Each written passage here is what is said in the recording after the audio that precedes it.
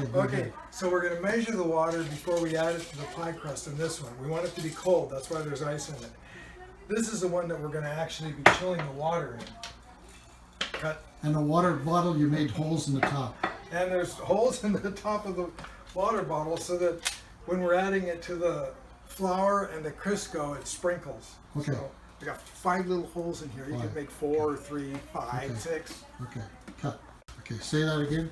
Okay, so we're going to make a big crust, a big pastry.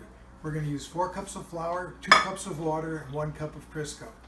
Okay. So this is going to have to give us 1 cup of cold water, ice water. Okay.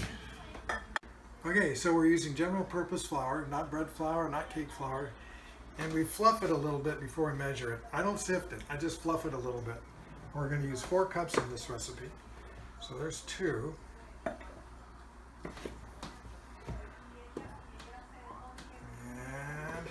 there's 4. Okay, so normally for a 2-cup recipe, I use 1 teaspoon of salt. Since this is the 4-cup recipe doubled, I'm going to use 2 teaspoons of salt. Yeah, just stir it a little bit. It's going to get stirred more with the mixers. All right, so now we need 2 cups of Crisco. Pack it down in here so that there's no air.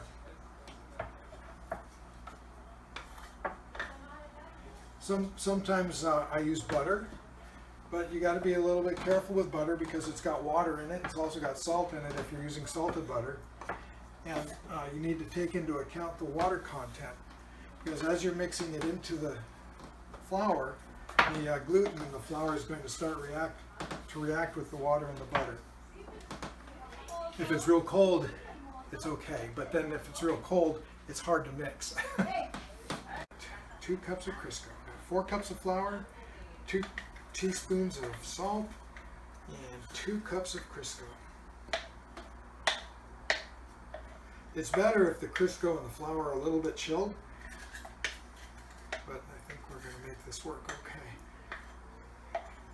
Now, you could use a conventional pastry blender to cut the shortening into the flour. I'm going to use a mixer. Basically what you want to do is break the shortening into small pieces. Each small piece is coated with flour. So here we go.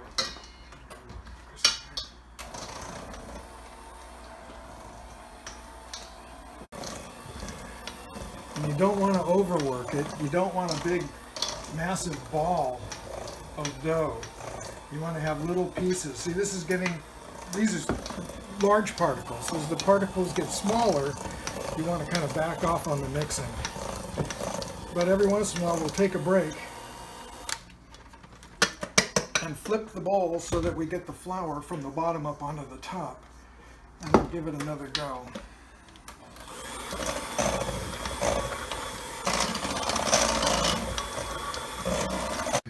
So that's about it right there. Some people say coarse cornmeal, but this is coarser than coarse cornmeal. Now what we want to do is stick it together with some cold water.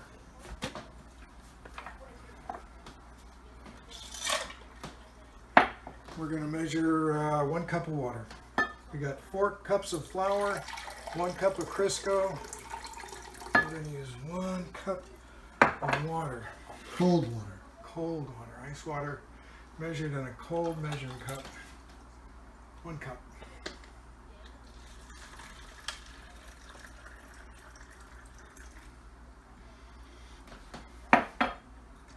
And here's our little sprinkler cap that we made with an ice pick. And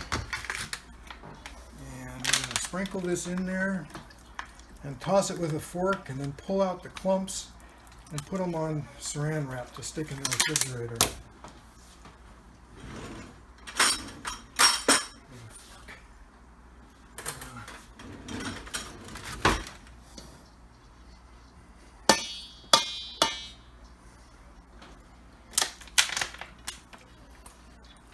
Yeah, this is working good. You want me to lay out the saran wrap on the counter there? Yeah, we're going to need a piece stretched out here. Got two pieces of plastic here, so it's going to be big enough to put our pastry on and fold it over before we put it in the refrigerator. We're going to chill it a couple hours, at least a couple hours before we roll it out into a pie. So we can leave it chilling for up to 2, maybe 3 days, but it's best not to leave it in the refrigerator for more than a day. Okay. So now you're going to start gathering clumps. Yeah, I've sprinkled some water in here, and I'm going to pull the clumps out. As the flour and shortening clump together, I know that when I press it out with a rolling pin, it will also stick together. So we add a little water, we gather it up,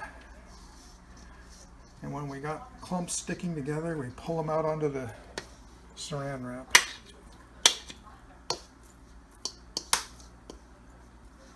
Just like that. You're a good guess.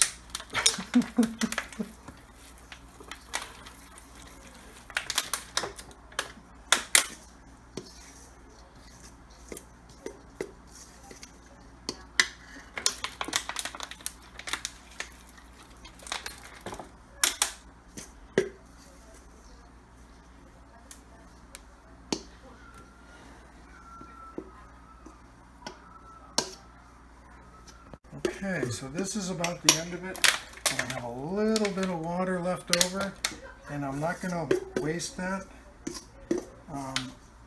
I'm going to use that to glue all these curds together before I put it in the refrigerator to chill. So I just sprinkle a little bit on there.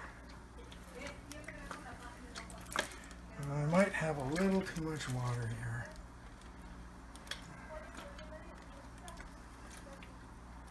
But this looks really good. Okay, that's it. I got a little bit of water left over. So you know what we do with this? That's for the cook. That's for the cook.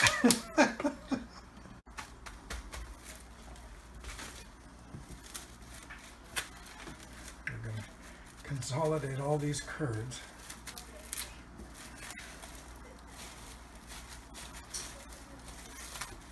Now we're going to stick this in the refrigerator.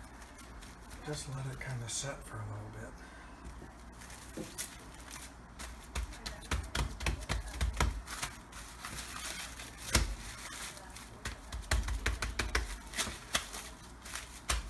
Okay, ready for the refrigerator. Now, When we're rolling out the pastry, it's nice if you have a pastry cloth, okay, and something to sprinkle the flour onto the cloth with. I would use a sifter or a drain. What do you call one of these things? Help me, Nick. yeah, go ahead. Screen, yeah. Yeah, okay. On a pastry cloth, and it doesn't have to be a store-bought pastry cloth. You could use a piece of an old shirt. The back is good because there's no seams in it. Don't use a towel because a towel will use way too much flour in order to keep the pastry from sticking. But draw a circle around on it. Use a Sharpie or something like that, so that you've got an idea how far to roll the pastry when you're rolling it out. Now it's going to have to be bigger than that circle so that it can go down into the pie plate and hang over a little bit. We need something to work with on the edges to seal it. So take some flour, put it in your sifter, get your pastry cloth all nice and floured, and then take your pastry, chilled pastry now out of the refrigerator, open it up, and you're going to take slightly more than half of it for the bottom crust. The first crust you roll out is going to have to be a little bit bigger because it goes down inside the pie plate. So you cut it with a knife or whatever, and you sort of roll it into a ball so it's more or less round, and you set it in the middle of your cloth, and then you roll it out. Go from the center to the edge rather than from the edge all the way across. It just rolls better and is less likely to develop a split or a tear while you're rolling it out if you start in the middle and roll towards the outside. Okay, then once you get it big enough so that it's bigger than the pie plate, it should probably come out to about here. If it's not very round, I mean if it's super uncircular, you might want to trim it a little bit with a knife before you pick it up. So then you trim it with a knife, and you will flip a third of the pastry up like this. Then you flip a third of the pastry up like that. So now you've got the pastry in thirds, and then you use the end and you flip maybe a quarter of it up here, and again here, quarter of it up here. Then it's easy to pick up. You pick it up and you set it in the pie plate, open it up, transfer the pie plate to the sink where you put the fruit in it. I like doing it in the sink because you don't get fruit on your counter that way. You fill it not more than the top of the rim because it'll overflow if you do. It should be just a little bit below the rim of the pie plate before you put the top crust on it. Okay, so then you take the remaining pastry, kind of roll it into a ball. You're going to need more flour on there. There's probably a little flour left from the first time. You flour where the flour has come off, put it in the middle, and roll it out again. Now this time, it's going to be pretty much the same size as the top of this. So you come out to where you drew your circle, and then you flip it again in thirds. A quarter of it up here and a quarter of it up here. It's easy to pick up that way. Put your fingers underneath, transfer it to your pie plate, open it up on top. Ah, we forgot something, didn't we? We forgot to moisten the bottom crust. Okay, so we moistened the bottom crust, we set the top thing on it. Then you set the top crust on there, and you pinch it up a little bit. If you can roll the top crust underneath the bottom crust a little bit, so the bottom crust is here, sticking out a little bit, you pick it up and you roll it underneath, and then you push it down with your thumbs. You don't have to push it real thin. I mean, you just want it to stick together, and if you moistened it good, it'll stick. You make a little raised edge all the way around. And then you cut slits in it? You cut slits in it.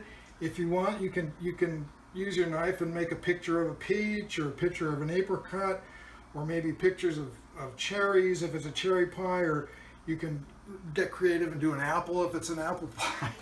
Otherwise, just cut some slits in it so that the steam can come out the slits instead of splitting open the edge of your pie plate.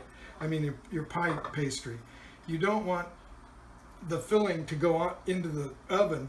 You want it to come up through the top and get caught by this fluted edge or whatever kind of edge you put on here. So it's like a little dam to catch juice as the pie starts bubbling, and that's how you know when it's done. When the fruit starts bubbling through those cracks, or the top pastry is kind of lifting up and dropping down from the steam, your pie filling is done. All right, great, thank you. Yeah.